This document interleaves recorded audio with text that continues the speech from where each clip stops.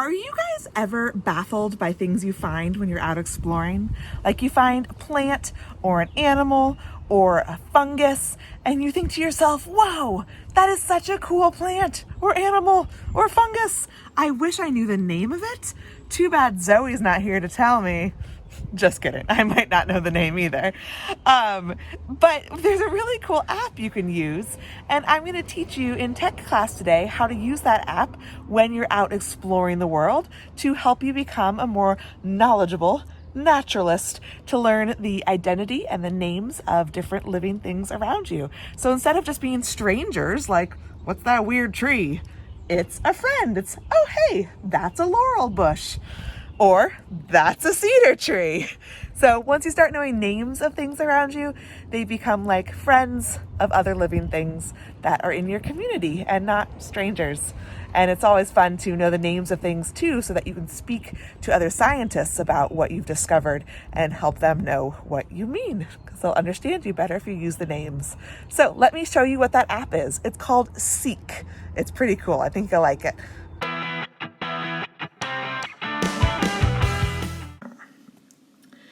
The app we're going to use today is called Seek by iNaturalist, and it's a free app to download. Just double check with your parents, it's all right. And then when you first open it, you're going to see a little introduction screen like this, and it just kind of gives you a few fun tips about the app and things you can do with it. And you can kind of scan through there and then hit continue. And the next screen will ask you to log in or sign up. Or there's an option to continue without signing in. And the rule for this app is you must be 13 years old or older in order to have an account. So unless your parents want to get an account, you should hit the bottom button that says continue without signing in. The only reason to have an account is if you want to share the different animals and plants and fungus that you see with other naturalists, if you want to be able to kind of communicate and use a little bit like a scientist's social media to share the different animals and living things that you found and see what the things that they've found are and kind of communicate back and forth with them. But I don't use an account with this app. I think the main reason for having this app for me is to identify and learn about new species, and I can do that without communicating my findings with other scientists. So I'm going to continue without signing in. And it asks if you are going to want to allow it to access your location while you're using the app. And remember, this is a safety question that we have talked about in tech class, that usually you want to be wary of letting apps and the internet know your location, but you also want to think critically about if it's actually a helpful and safe thing. And in this case, it is helpful and it is safe because this app needs to know where you are in order to help you identify which types of plants, animals, and fungi can actually live in your area. If it doesn't know whether you're in Seattle or Hawaii or China, it's going to have a lot harder time narrowing down the choices for which types of plants and animals and fungi could be near you. So you do want it to know your location. And it's not like it's an actual person who's going to know where you live or know where you're using the app. It just senses the app itself, and the information in the app will just sense the location of where you are to narrow down what you're seeing. So you do want to say allow, and then gives you a few more little tips, and you can say continue. And then it shows you at the top some of the species that are commonly seen in your area. And it knows that partly because you've shared your location and partly because of the people who do register accounts and share their photos. It knows kind of that these are things that are often seen in your area. So that's a fun little thing to browse. And then there are different challenges. You can see kind of in the bottom half of my screen, it says challenges, and you can take certain different citizen science challenges. But I'm going to skip that for now because, like I said, the main point of this app for me is just to find out the names and learn about new species. So I'm going to use the camera button and show you in my garden how this works to be so handy to learn about and identify species I don't know already. So you can use this app anywhere that you see plants or animals or anything that this app covers. For instance, you could be in your garden or around the neighborhood or at a park or on a trail or while camping. So I'm out here in my garden and I have a few plants that I can't really remember the names of. And so I can use this app to point and take a picture of one of these plants and the app will help me identify it. Here's how you do it. So at the home page, I would hit the camera button at the bottom and that will open up the camera. If it asks you to have access to the camera, make sure you say yes. And you need to be pretty close to the plant for it to try to identify it so it can see the shape of the leaves and any other identifying parts of it. And it should start to blink a little name at the top. And you might have to move it around a little bit until it gets a very good angle. And it might start to guess the name and then change it as you move your camera and it gets a better view of it. So kind of try it for a few moments before you think that it's finished. And it looks like it's pretty solidly decided that this is redwood sorrel. So I can click the picture button down here, the camera button, and then it tells me I've observed a new species, and I can click view species and it gives me the photo that I just took. It tells me when I observed it. It tells me that it's a native species. It gives me the Latin name and the common name. And then it tells me a little bit about this plant. It shows me some photos or a picture of a map with other places that people have taken photos of this same plant in my area. It shows me the taxonomy, which is how scientists and botanists classify plants into different categories and families. And then it also shows me kind of when people take the most photos of it. And it looks like April is one of the more common times. Maybe that's because it's just coming out of the ground and it's flowering, so people notice it more.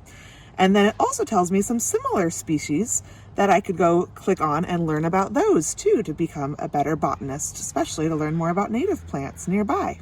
So that's how you would learn about a certain plant that you don't know. And then you can always go back and you can see the camera again if you want, or you can also just go back to the home page and kind of see other species in your area, or see your achievements, which is kind of how many badges you've earned. And you get new badges every time you observe a certain level of species. So for instance, if I identify 3 more species, which is some type of plant or animal or living thing, then I would get to the next level and get another badge. So that's a fun little encouragement to do as you identify things. You can also use this app for animals. For instance, here's a little worm I just found. So what I can do is I can go into the camera part of my app and I can aim it at my little worm. Come on, little wormy. And I need to make it focus a little bit. It says try different angles until you can get the identity. And it's telling me that one of the categories it's in, but it's having a little bit of a hard time focusing. Oh, there we go. Do you see how it says common earthworm at the top? So there is my species, and I can take a little picture. I'm having trouble doing this one-handed. Let's see if I can get the better. There we go. Come on, identify it again. So did you see how it said slender salamander for a second, but then it got a better view again and it went back to common earthworm. Come here, little wormy. I need to get a better view of you.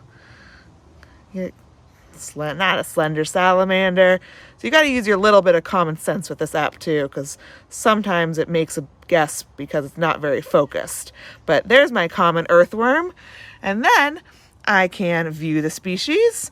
Oh, it looks like I've leveled up. I've seen 3 species total, so I got a badge. But I can also read a little bit about the common earthworm and see its taxonomy, see how scientists sort it, seeing if other people using the related app company, which is iNaturalist, have seen this nearby, and then see some related species too. So you can do this with plants or with animals. Say goodbye, little worm. Goodbye. If when the app asks you to, you allow it access to your photos, then you can do another cool feature in the app where instead of just taking a picture with your camera and having it identify the species through the camera lens, you can go into the photos on your iPad and you can see if it can identify the plants or animals or fungi in your photos. For instance, I could click on this vine and I could say identify photo. And it says we weren't able to identify this photo, and that's okay. It's a little harder for the app to identify a photo of a living thing since it's not able to see from different angles and perspectives. So it didn't work for that one, but let's try another one. Let's see if this flower, oh, see it could identify this flower. So sometimes it can, sometimes it can't identify from a photo, but since it did identify this one, I can view the species and learn more about the common lilac. If I thought, oh, that's such a pretty flower, I wonder what kind of plant it's on. I could snap a picture either using the app or to snap a picture and then use the app later to try to identify it. You can also have it try to identify photos that you just save off the internet. For instance, I saved this picture from the Audubon website of this bird, and if I was curious what type of bird is that, I could click Identify Photo, and it recognizes that there's an animal in the photo, and it at least gets me pretty close. It says that they're not able to identify the exact species, but they believe it's a member of the genus, which is one of the groups that a living species can be in. The genus, either Rufus, Allens, and allied hummingbirds. So that at least helps me get closer, and then I could maybe go look up pictures of some of those different hummingbirds and see what I could learn to identify it better. Or I could see species that are nearby in the same group, and it would show me some of the ones that would live in my area of that same group too, which is pretty exciting. You can also see that if you allow the app to access your photos, then it will save the photos that you take using the app into your photo album on your iPad or your phone. Like here's the wood sorrel that I identified through the app. It saved that picture, and it saved this picture of the beautiful common earthworm. So those are now in just my normal photo library for me to access later. So go get outside today, use the Seek app by iNaturalist to try to identify a few new plants or animals or species of fungus that you find. I can't wait to hear some of the discoveries you make and what you think of this app. Enjoy!